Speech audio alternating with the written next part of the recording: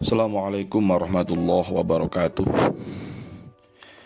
Bismillahirrahmanirrahim. Alhamdulillahirabbil alamin wa bihi nasta'inu ala umuri dunya waddin wassalatu wassalamu ala asrofil mursalin Sayyidina Maulana Muhammadin wa ala alihi wa ashabihi ajma'in, amma ba'd.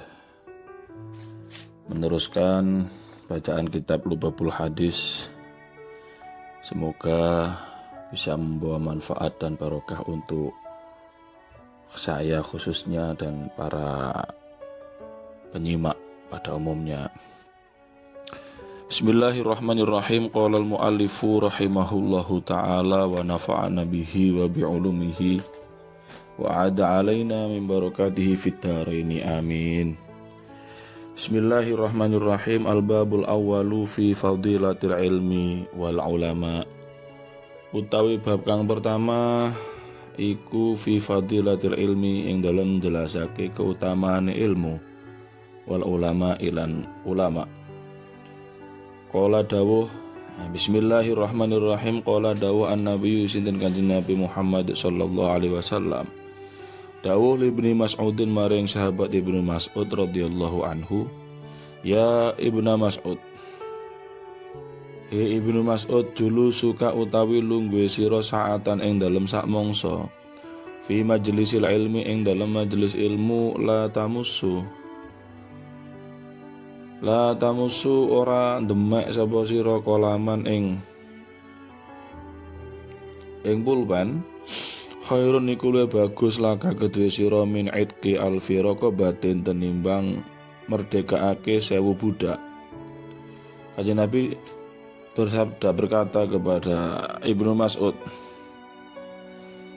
wahai Ibnu Mas'ud, dudukmu sesaat dalam majelis ilmu, baik siang ataupun malam, di mana kamu tidak memegang atau tidak menyentuh pulpen, ballpoint ya, dan tidak menulis satu huruf, khairun, itu lebih bagus bagimu daripada memerdekakan 1000 budak.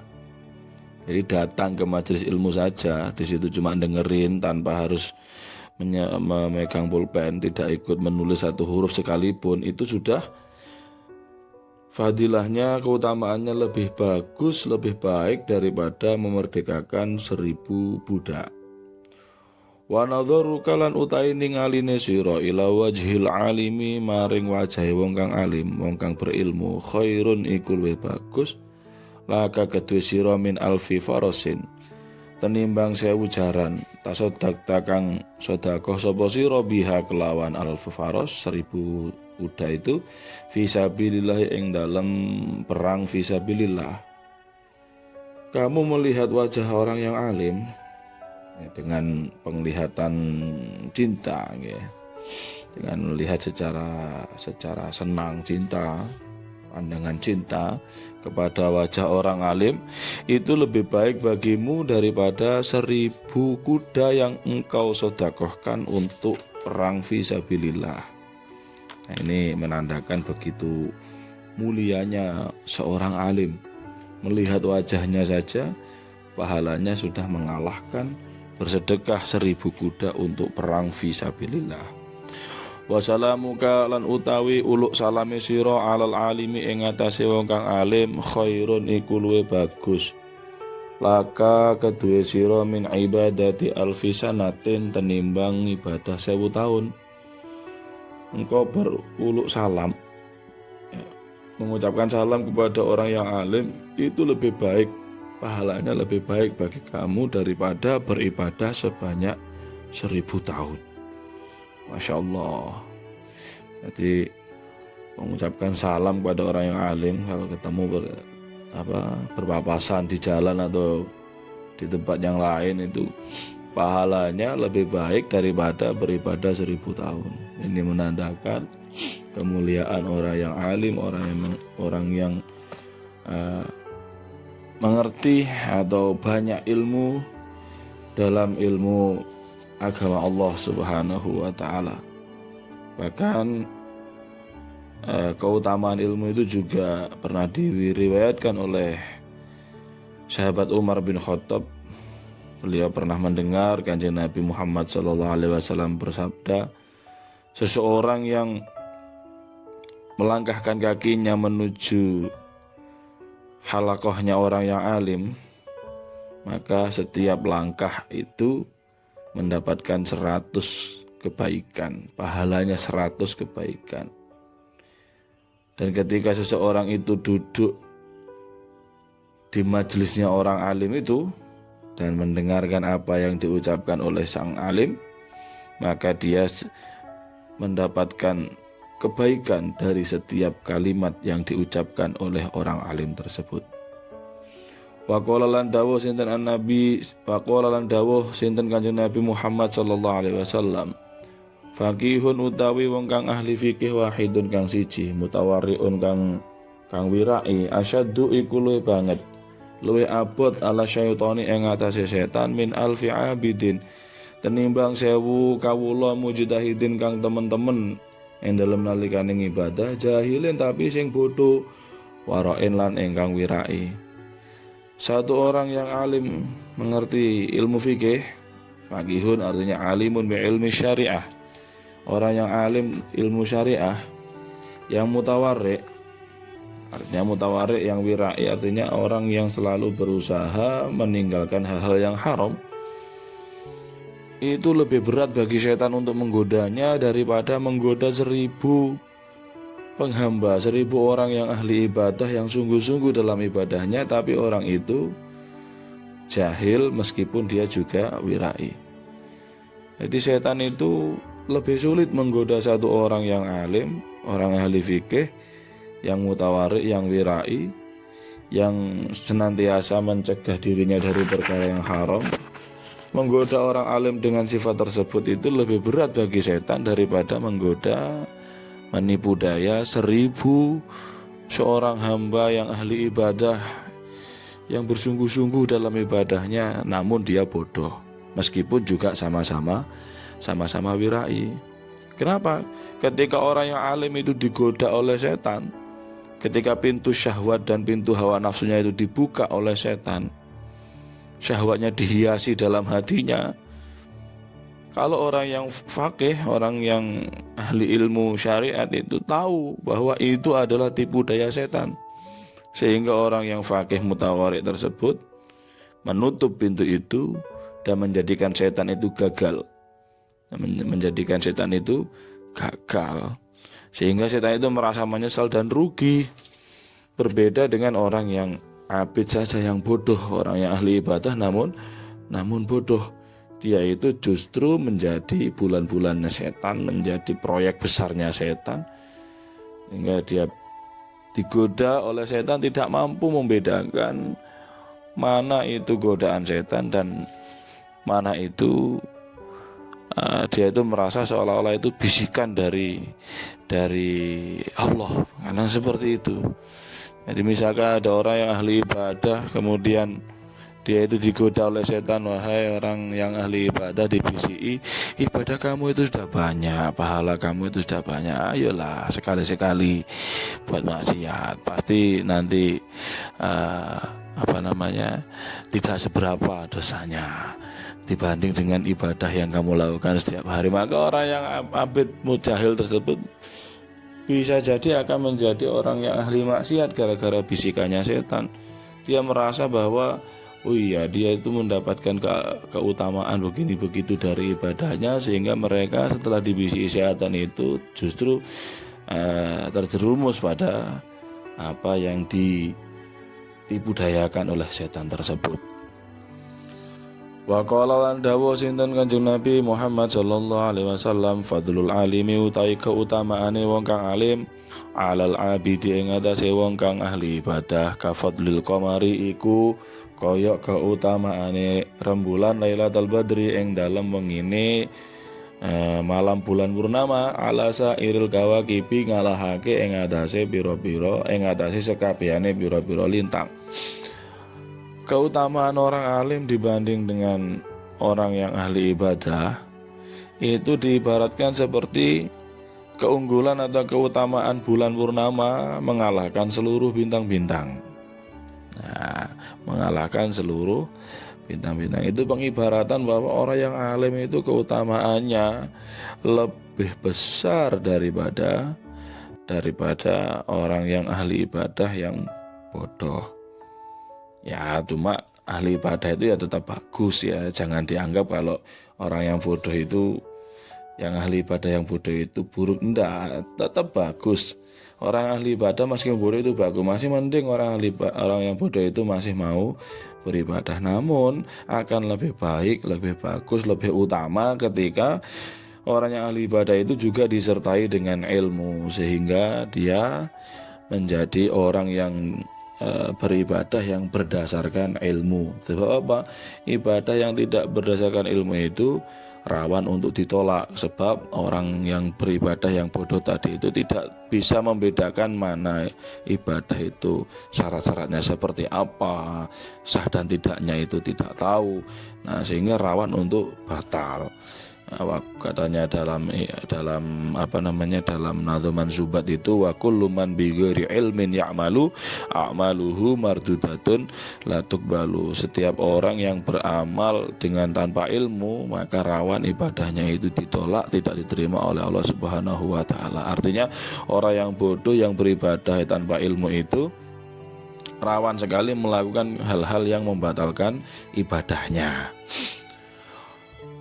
Wa qala lan dawuh sinten Kanjeng Nabi Muhammad sallallahu alaihi wasallam, man utawi sapane wong intaqala kang pindah sapa man liya ta'alama supaya belajar sapa man ilman ing ilmu, ghufira mongko den ngapura sapa lahuman qabla ayyakhtua ing dalem sadurunge yen to njangkah sapa man. Orang yang berpindah tempat, baik itu jalan kaki ataupun naik kendaraan dari satu tempat ke tempat yang lain untuk mempelajari ilmu syariat, untuk belajar ilmu syariat, ghufirallahu qabla ayyakhtua, maka dia diampuni dosa-dosanya yang terdahulu sebelum dia melangkahkan kakinya. Luar biasa, orang yang niat untuk mencari ilmu, ingin pindah dari satu tempat ke tempat yang lain dengan niatan ingin mencari ilmu, itu sudah diampuni dosanya sebelum dia melangkahkan kakinya.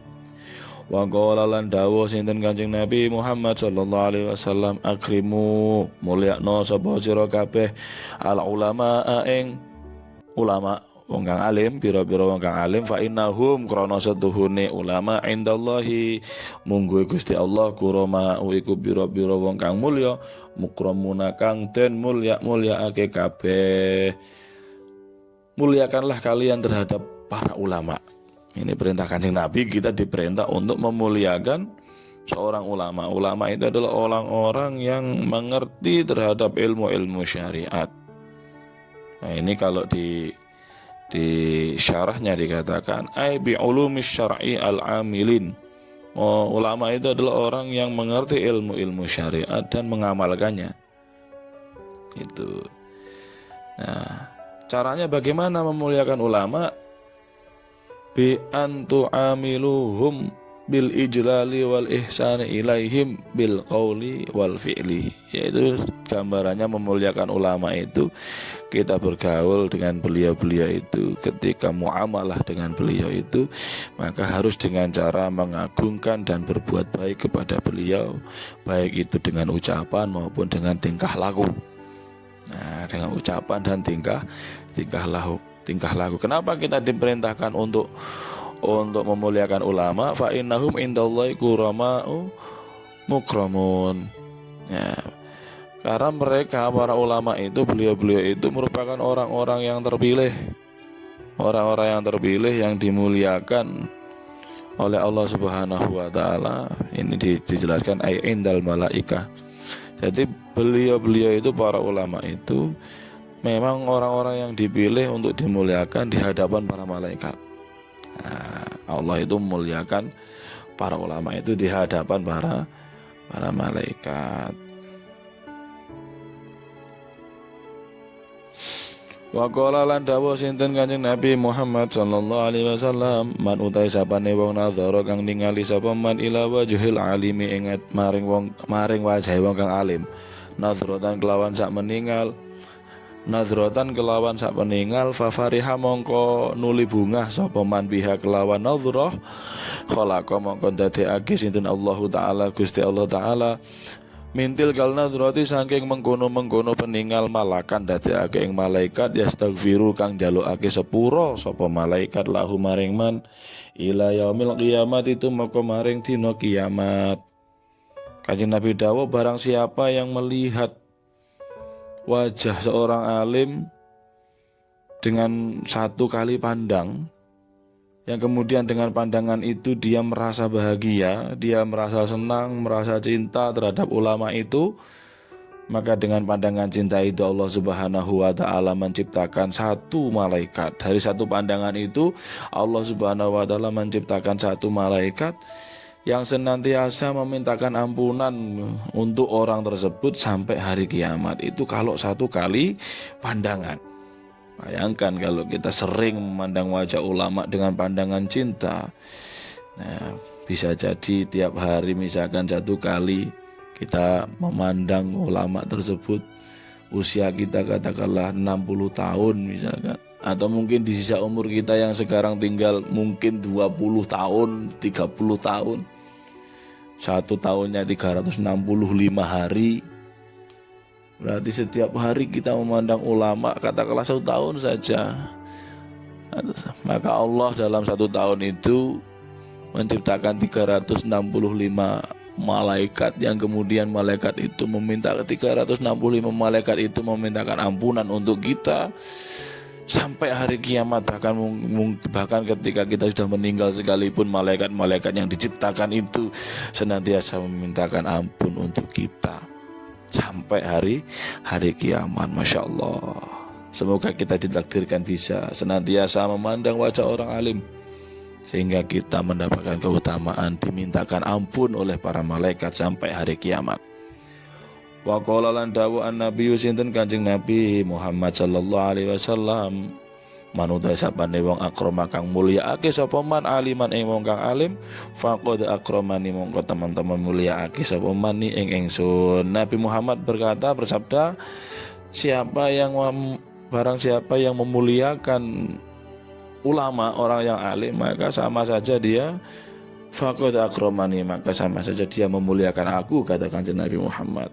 Kenapa demikian? Karena orang alim itu adalah kekasih para nabi. Yang mewarisi Kanjeng Nabi, yang mewarisi para nabi tiada lain adalah para ulama. Sehingga kita ketika memuliakan orang yang alim itu, maka itu sama halnya kita memuliakan Kanjeng Nabi Muhammad sallallahu alaihi wasallam, bahkan mungkin juga memuliakan seluruh para nabi. Wa man lau tasapane wong akrama kang mulyaake sapa mani ing ingsun, faqad akramallaha mongko teman-teman mulyaake sapa man Allah ing Gusti Allah. Seseorang yang memuliakan Kanjeng Nabi itu sama saja dengan memuliakan Allah Subhanahu wa taala. Jadi orang yang memuliakan orang alim itu sama dengan memuliakan Kanjeng Nabi. Yang memuliakan Kanjeng Nabi sama dengan memuliakan Allah Subhanahu wa ta'ala. Kalau diambil jalan pintas, seseorang yang memuliakan orang alim, maka sama dengan memuliakan Allah Subhanahu wa ta'ala. Wa man akramallah, lan utai sapane wong akrama kang mulyaake sapa man Allah ing Gusti Allah, fa ma'wahu mongko iku utawi nggon baline wong, tonggon jumenenge wong aljannatu iku swarga. Nah, orang yang memuliakan Allah tadi itu dengan cara memuliakan orang alim, maka sungguh ya, maka orang itu sama halnya nanti balasannya adalah kelak tempatnya adalah di surganya Allah Subhanahu wa ta'ala. Dalam dawuh lain, akrimul ulama fa innahum warasatul anbiya, muliakanlah para ulama karena mereka itu adalah pewaris para nabi. Faman akramahum faqad akramallaha wa rasulah. Barang siapa yang memuliakan para ulama itu, maka sama dengan memuliakan Allah dan Rasulnya. Wa qala lan dawuh an-nabiyyu sinten Kanjeng Nabi sallallahu alaihi wasallam, manuta sapane wong ta'ala makang belajar sapa man baban ing sakbab minal ilmi saking ilmu ya'malu kang ngamal sapa man bihi kelawan bab aulam ya'mal uta ora ngamal sapa man bihi kelawan bab kana mongko ana apa ta'alum iku mau afdhola iku luwih utama min ayu sholia tenimbang yento salat sapa man alfa rakaatin kelawan 1000 rakaat atau tawuan rupa salat sunnah. Barang siapa yang mempelajari satu bab ilmu syariat, baik itu diamalkan ataupun tidak diamalkan, maka belajarnya itu lebih utama daripada pahala sholat sunnah 1000 rakaat. Nah, ini luar biasa. Nah, jadi kalau kita itu belajar satu bab saja dalam satu hari itu mungkin ya dalam satu hari lah katakanlah itu pahalanya mengalahkan kita sholat sunnah 1000 rakaat. Padahal kita jangankan 1000 rakaat, sholat sunnah rawatib saja kadang-kadang ditinggalkan atau mungkin sering kita tinggalkan. Nah, ini kalau kita mau menggantinya dengan belajar ilmu syariat setiap hari, maka setiap harinya ya, satu bab itu pahalanya sebanding dengan atau bahkan mengalahkan pahala lebih utama daripada melaksanakan sholat sunnah sebanyak 1000 rakaat. Wa qala lan dawu an-nabi sinten Kanjeng Nabi Muhammad sallallahu alaihi wasallam man utai sapane wong ziarah kang berkunjung atau ziarah sapa man aliman ing wong kang alim fakaan nama zaroni mongko koyok setuhune wong iku mau fakaan nama zaroni mongko koyok yen to ziarah sapa man ing ingsun. Seseorang yang berkunjung atau sowan kepada seorang alim, maka dia diibaratkan sowan kepada Kanjeng Nabi Muhammad sallallahu alaihi wasallam. Wa man safahalan utai sapane wong safaha kang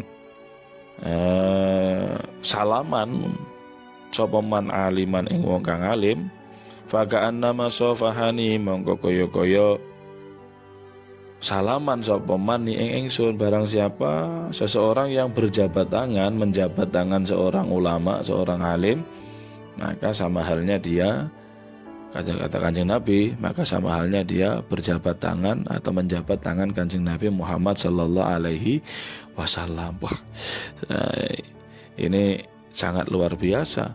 Kita kalau ingin mendapatkan pahala atau keutamaan berjabat tangan dengan Kanjeng Nabi, maka cukuplah kita menjabat tangan seorang ulama, menjabat tangan seorang alim. Sebab di sini dawuhnya jelas, wa man safaha aliman faka'annama safahani. Seseorang yang menjabat tangan seorang yang alim, maka sesungguhnya dia seperti menjabat tangan Kanjeng Nabi Muhammad sallallahu alaihi wasallam. Wa man jalasa lan utahe sapane wong jalasa kang amor lungguh sapa man aliman ing wong kang alim faka'annama jalasane mongko iku kaya awar lungguh sapa man ing ingsun fid dunya ing dalem dunya. Kalau kita duduk berdampingan dengan orang yang alim, maka seolah-olah orang itu seperti duduk bersama dengan Kanjeng Nabi di dunia. Nah, kita ini umat yang sudah jelas tidak bertemu dengan Kanjeng Nabi di dunia ini. Sekarang ini tidak bertemu di dunia ini.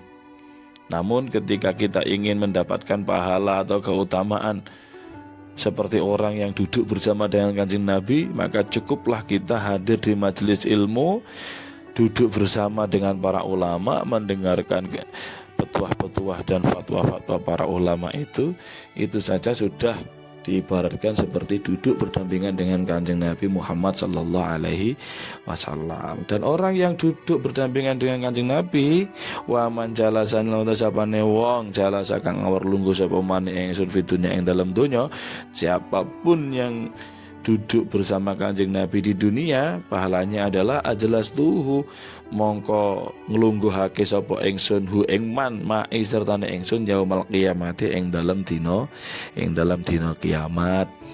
Jadi orang yang senantiasa berdampingan, orang yang duduk berdampingan dengan ulama atau hadir di majelis ilmu, maka itu diibaratkan seperti duduk bersama dengan Kanjeng Nabi di dunia.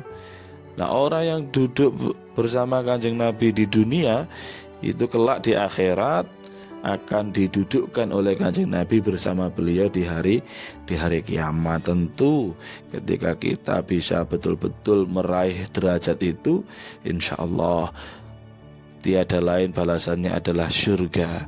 Kenapa? Karena jelas orang-orang yang duduk di samping Kanjeng Nabi, ya pasti itu tempatnya adalah surga.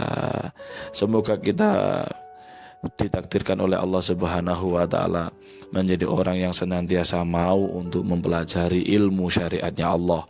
Dan semoga kita juga ditakdirkan menjadi ahli ilmu, menjadi kurama'u, mukramun, orang-orang yang dipilih dan dimuliakan oleh Allah Subhanahu wa taala.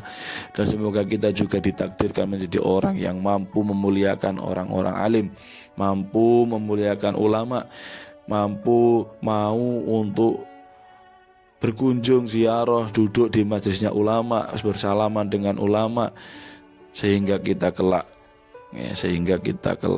mendapatkan keutamaan seperti berjabat tangan dengan Kanjeng Nabi dan duduk bersama dengan Kanjeng Nabi fi yaumil qiyamah, mendapatkan ridha Allah Subhanahu wa taala. Amin amin ya rabbal alamin.